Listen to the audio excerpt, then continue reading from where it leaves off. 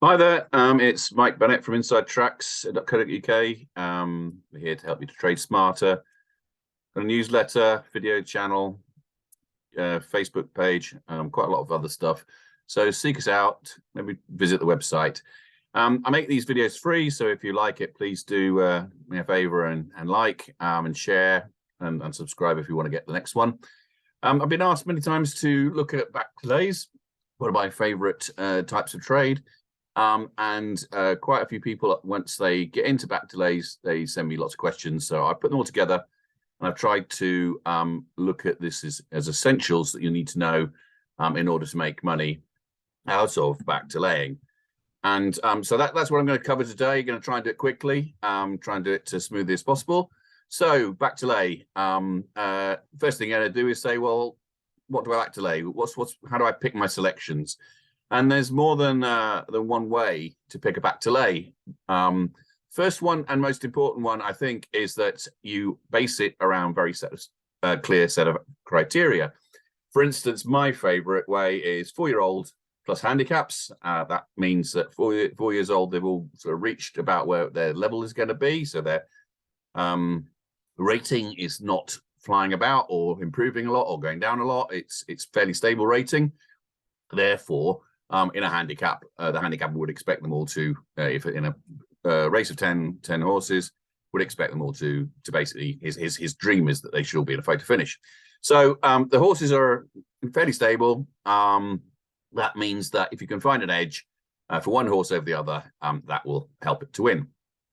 I go for sprints, 5-6 furlongs, because the edge often is one like they get into the lead, got some early pace, they've got a good draw, those types of things. And in a sprint, if you've got just a bit of an advantage, it's very difficult to get it back because it's all over and done with quickly.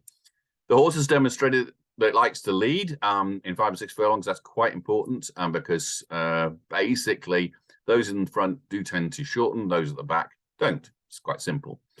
Draw is good. Okay, that's quite important. Let me give you an example. Chester, 5 furlong race at Chester. If you're not in draw 1, 2, and 3, you basically got very little chance at all.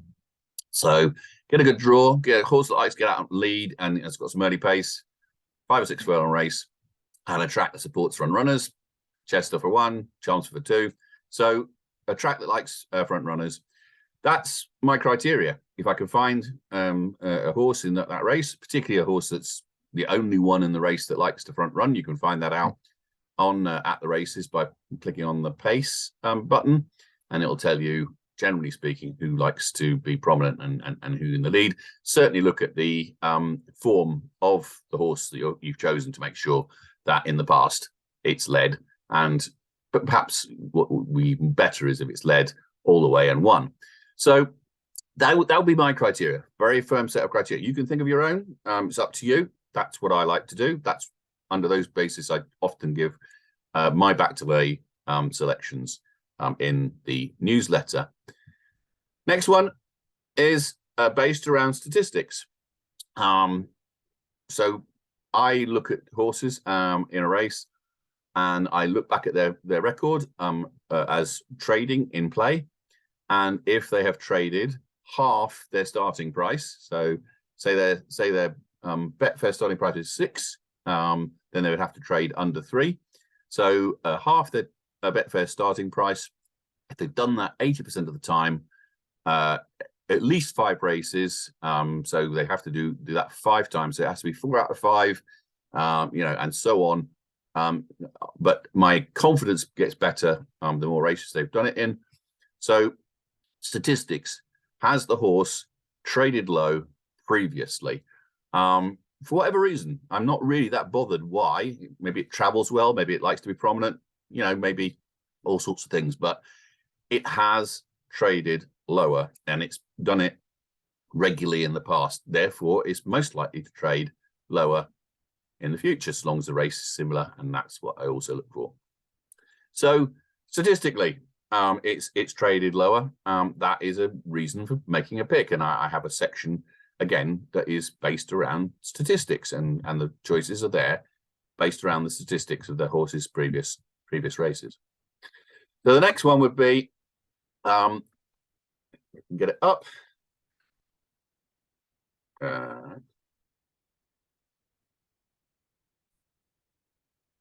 That's better. The next one would be the selection is a big fancy that you have. You really feel like you should be in the mix. So again, I've got some people who follow the newsletter who take my naps and back to lay them. That's all they do, because generally speaking, they either win or they're in the mix. And therefore, if you do back to lay, yes, you'll have to get a higher percentage of winners, higher percentage of horses actually hitting your exit a number, but it's more likely actually if the horse is fancied, and quite often I'll get seconds on my naps that trade down 1.3, 1.2. I haven't made any money because I've backed it fully. Others are making money because they back to laid it. So a strong fancy of yours that you think is going to be in the mix, perfectly valid reason for doing it. The selection that you make is much bigger price than you think it should be. I've had horses where I've gone, for goodness sakes, I've one horse, Ornate, plenty of early pace, has been a very highly ranked horse, getting a bit older now, going down the classes, but still got that early pace. So when I saw it at 44 on Betfair, in a race where it had the inside draw, you think, well, it's going to get out in front for at least a while, and it's going to trade a lot lower than 44, which it did. He traded down at 9, so I made very decent money on Ornate, even though he actually finished last. So you can find races where you think that the horse is too low. So next question: you've got your horse, you've got your selections. You've either done it yourself through your own criteria, your own research, or you take them off my newsletter. That's fine.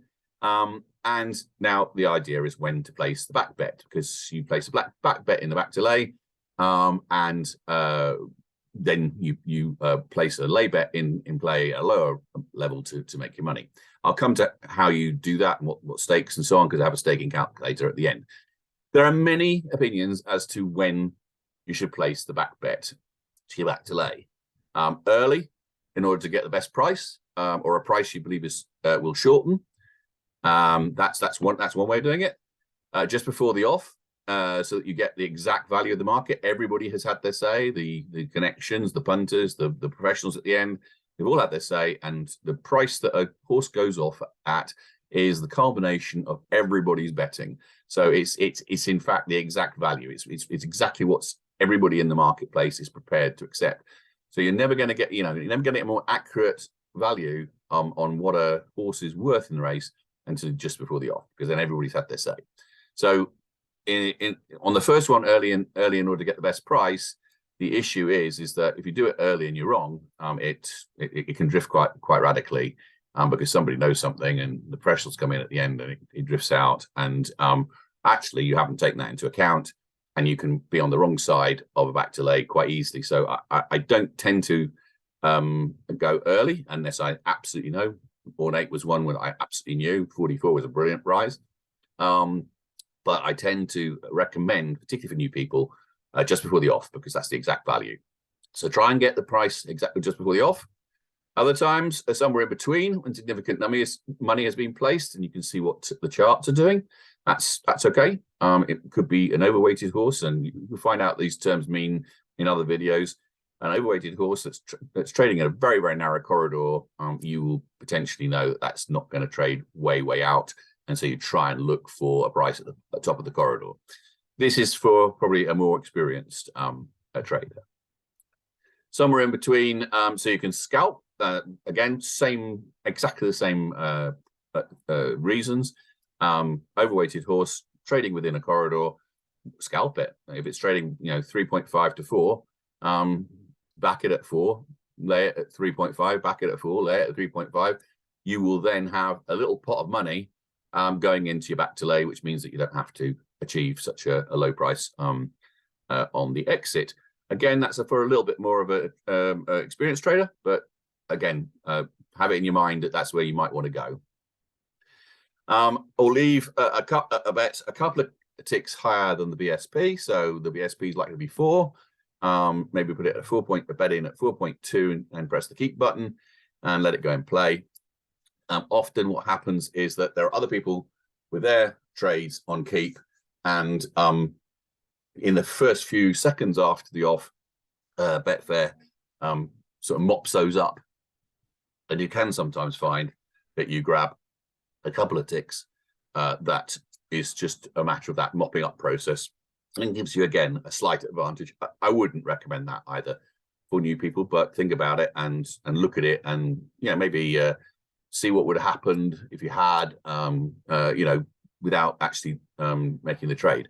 Those are the ways you can, when you place it. My absolute recommendation for you is the second one. Next, what do you do once the race goes in play? You might be tempted to do a lot of things. Here are the do's and don'ts. So the first thing is do's. Well, make sure you've placed your lay bet. Make sure that has gone in and is valid at the percentage you want, the return percentage you want, because sometimes you just forget, or it goes in play for too long, and you suddenly realize you haven't done it, or you realize you haven't clicked the keep button. If you have put a bet on pre-race, a lay bet on pre-race. So that's the first thing. Make sure it's all done. The second one is watch the race. It's important that you do, because things can go wrong. Horses before the start can play up, get very sweaty. They can have the hood taken off too late. They can fall out the stalls.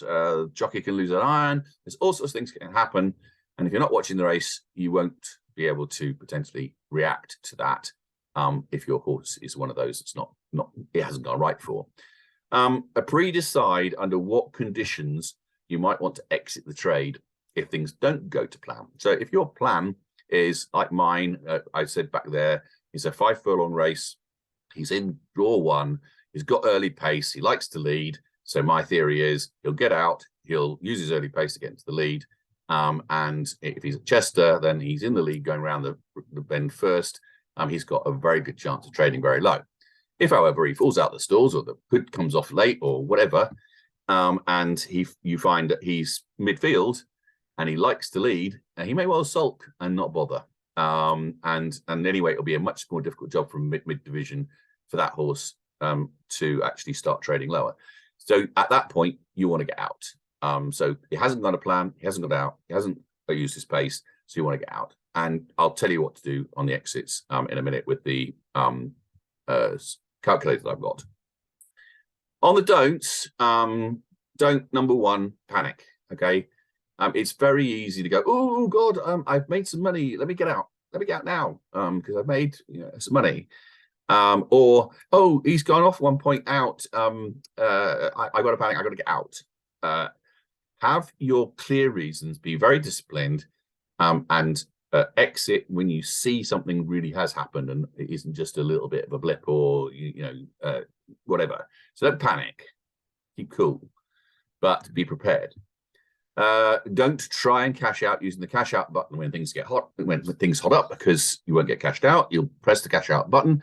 The software that runs the cash out will take 3 seconds to look for a match. By the time it's gone 3 seconds, the price has changed and it doesn't find you a match. It says not successful. You'll do it again and again and again, and you'll just lose all your money. Don't use the cash out button. Trade out, and I'll again talk about that in a minute. Hope that your strategy isn't, hope that if your strategy isn't working, that it'll all come good. So again, install 1, early pace, expect him to lead. The hood was taken off late. He winds up in midfield. Oh well, never mind. It'll all come good. No, it won't. It's a take the loss. Your strategy has gone wrong. It's not going to plan. Take the loss, and take the loss as early as you feel is appropriate without panicking. Okay. So now we've got to see what happens when things go wrong. So here we are.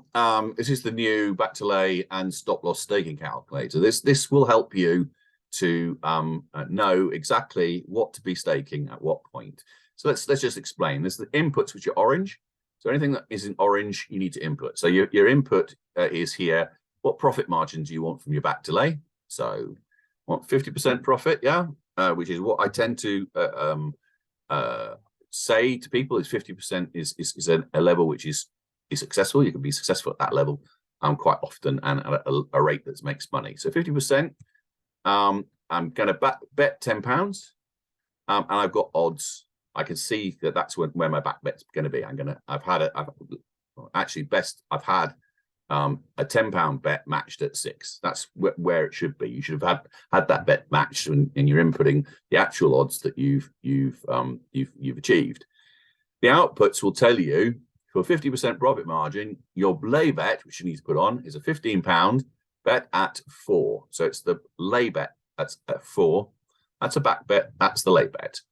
At that point, if the horse shortens to 4 from 6, then you will win £5 if the horse wins and £5 if the horse loses. Now, that's brilliant. That's an absolute certainty of a bet. As soon as it gets to 4, you make money, no matter what the result. Some people say, oh, God, actually, what I want is I think this horse might well win, but I just want to get my stake back just in case it doesn't win. Then I've got to just get your stake back part. So, again, let's do the 50% profit margin just to get my stake back.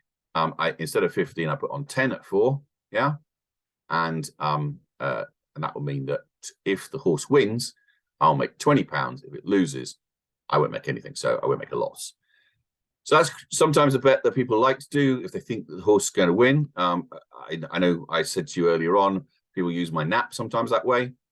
It's not a bad way of doing it. You basically, if my nap comes in, you make the full amount. If my nap doesn't come in, you haven't lost anything, and that's not such a bad way of doing things. Okay, so that's your back to lay calculator. Now, what happens then if we say, okay, go back to the example, stall 1, Chester, early pace, not happening. What sort of loss are you prepared to make out of your £10? Oh, you might say 30%. I'm prepared to make 30%. But then your lay bet is a £7 bet. Sorry, your back bet that you need to put on is sorry, excuse me. Your lay bet that you need to put on is a £7 bet at 8.14. It's a lay bet, not a back bet. Don't be stupid, Mike. So that would give you a loss of £3 because if the lay bet works, which you're assuming it will because things are going wrong, if your lay bet works, then you will make £7 on that. 7 from 10 gives you a loss of 3. And it's a 30% loss because I've used the number 10 to make it simple. So there you go. And at the end of the day, you've matched your back and lay liabilities and returns. So you don't get anything back on that, but you make the £3 loss from your stop loss bet. So it's £3 if it wins and £3 if it loses. That's your overall return is £3. The issue is that 8.14 and 6 are very close, as 4 and 6 are close. But if things are going wrong, then that 6 will have almost definitely started to drift. So if it doesn't make 8.14, then as it's drifting, say you actually do put this bet on, things aren't going right. The price is about 8. You click your stop loss bet at 8.14, but it doesn't get matched. The next thing you know is it's 9, then it's at 10, and suddenly you're scrapping away to catch up. If what happens is you say, I'll take a 50% loss, then it's a £5 bet at 11s. It will make you a loss overall of 5 if that 11 is the minimum amount that you can get. So in other words, you put it on, it's actually slap bang on 11. Then you make £5 loss. If it's still at 8 or 9, then Betfair will give you 8 or 9, and your loss will be lower. So it's better to be a little bit cautious on the stop loss bet. Okay, to be a little bit cautious on the stop bet. I say 50%, but you can still do, let's say 60, and that would give you a loss of £6, 13.5. Again, if that hits 11, you will then get a cash out, which will give you more like a £5 loss. So it's better to be a bit cautious, have a higher odds here, which are more likely to be met, than have lower odds here and feeling you're going to make a lower loss, because actually you sometimes find yourself chasing yourself. Okay, so it's good to have that in place before at the off that you say, if things aren't going to plan, I'm going to take a 50% loss, and these are the odds I have to do. You go and play with your back bet. You go and play with your normal lay bet, which is your 15 pounds at 4, and you watch the race. It doesn't work. It's not working out. You stick your stop loss bet on. You hope that's going to be matched. If it's matched, you immediately cancel your lay bet from your back to lay, because you don't want that then also being matched at a later point. So that's the process. To follow that process, then you will have the best chance of making money, of understanding exactly why your selection is being chosen, understanding exactly when you're going to place your bet and why, and understanding exactly what you're going to do if it doesn't go right. Okay, do that, stick to it, be very, very rigid, disciplined, don't stray from it, and you should make money. There you go. Essentials to back to lays. There is obviously more you can do. You've seen that, but start off cautious. Start off with low stakes, and build up to it. Watch some other videos. I've got a whole load in the playlist for back to lays, which will give you significantly more information than I've given you today. As I said, if you like this video, subscribe to the channel, and you'll get others. Share with whoever you want what I'm doing, and if you think it's going to help them. Yeah, visit the website, sign up to the members newsletter. It's 14-day free trial. You can try it, and if you like it, then you can continue. If you don't like it, you can cancel anytime. Okay, best of luck, and I'll see you next time.